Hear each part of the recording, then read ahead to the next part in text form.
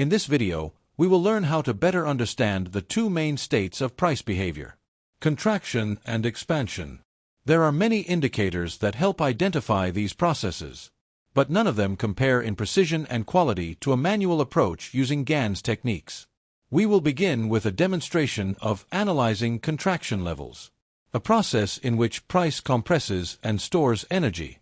To understand the contraction process, we will use the Andrews pitchfork tool, with a technique called double fork reduction. Essentially, we take a pitchfork from the primary move and oppose it with a pitchfork from the counter move, which creates a pressure triangle where energy is accumulated. It is important to note, the boundaries of this triangle are not support and resistance, they represent liquidity. If the triangle spans from 0 to 1, then the true outer boundary and the source of price resistance will be at 1.236. Now, I'm trying to understand the proportions of the move. Identify a ratio for each reaction cluster, and as you can see, 1.618 captured the low with precision. The 2.0 level captured the wick of the spring test. And on the upper side, you can clearly see that the median, in red, acts as the spinal column. The price reacted to 1.1618, and it is clearly visible in the candles that cross the median that this level represents fractality of the ratios. This means the price is operating in what can be described as a higher octave.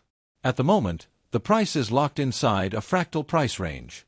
This range is composed of two moves equal to twice the move that defined the previous expansion. The boundaries have expanded by a factor of 2. After that, I create the same setup, but with a pitchfork opposing the direction of the move, which forms a triangle. Within this structure, I define levels, edges, and the protected range of the edges, which is the 1.236 level. This is how I mark the levels and understand the strength and logic of the move, allowing me to identify when the pressure triangle is about to break, and when the movement is devoid of energy, serving only as a liquidity grab above the triangle's boundaries. As you can see in the opposing triangle, the 0.9 level is holding the move, which indicates that the price is currently at a fractal point.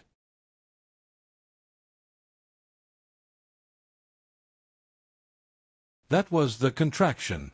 Now, we move on to analyze expansion. We analyze expansions using the Pitch Fan tool, and we add Fibonacci levels to it. I add the 1.236 Fibonacci level, which represents the liquidity range beyond 1.0, where 1.0 marks the edge of the expansion. Moving beyond 1.0 indicates a liquidity grab, while moving beyond 1.236 means that the liquidity has turned polar, and the price is ready for a new expansion.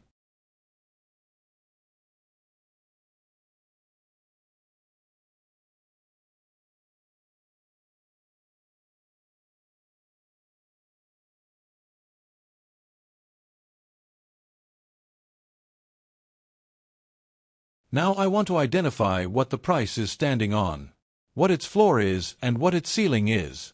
I zoom down into fractality and extract the values. Of course, the ratios must follow a logical structure that implies coherent fractality. As you're about to see, the 0.81618 level is a fractal pulse of a constant impulse, which means that the fractality is contracting. The price is trapped between 0.81618 and 0.811618. This is fractality at its best, pure and elegant. The core significance of the fan is this: a breakout above 0.786, along with its fractal boundary at 0.81618, can drive the price to seek liquidity above 1.0. A move beyond 1.236 already signals a dissolving expansion, and the transition into a new expansion phase. This is the meaning of the Gann Fan, and this is how we can better understand the processes of price distribution and convergence.